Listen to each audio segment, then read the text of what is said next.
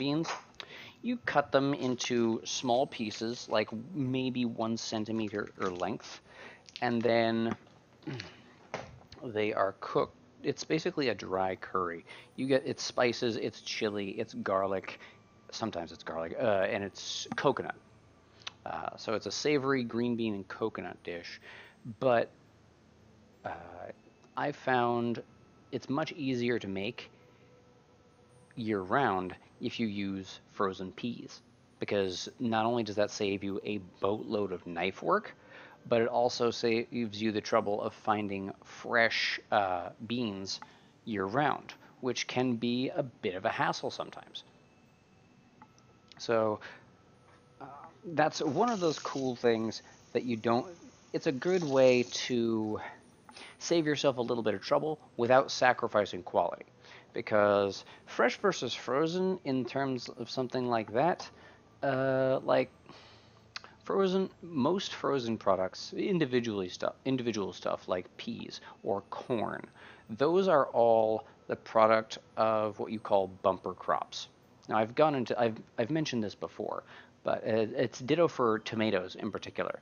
Um, at the end of the growing season, the stuff that's about to ripen that the markets know they can't sell, anything over their projected sales, they will send for processing to be IQF, individually quick frozen, where they are sprayed down with basically a frozen brine to be flash frozen and then bagged and stashed. So, and they are done at pretty much the peak of their ripeness and flavor, so it's not there isn't much in the way of loss of quality, if any, really. So I'll take frozen peas over fresh peas 9 times out of 10, especially if I have to process them myself. Because if you ever had to shell peas or like Romano beans or favas or something like that, you don't want to.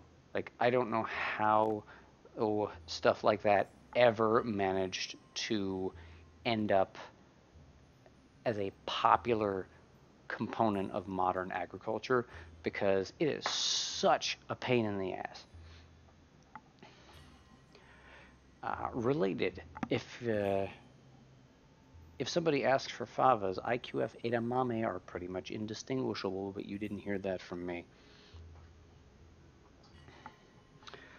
So, which reminds me, I have to get started. I also have to start doing some menu planning and start making my shopping lists, because I have a very large catering event to do at the end of the month down in San Mateo.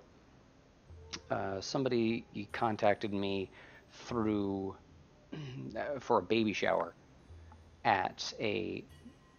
because I'm the default catering guy for a small event venue down in San Mateo, even though I moved a long way off.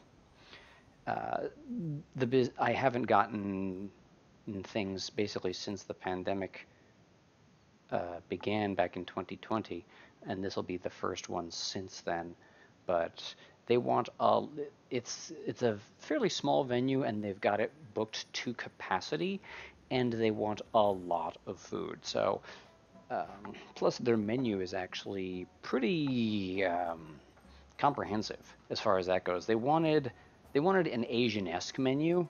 Actually, I should dig it up in just a second. I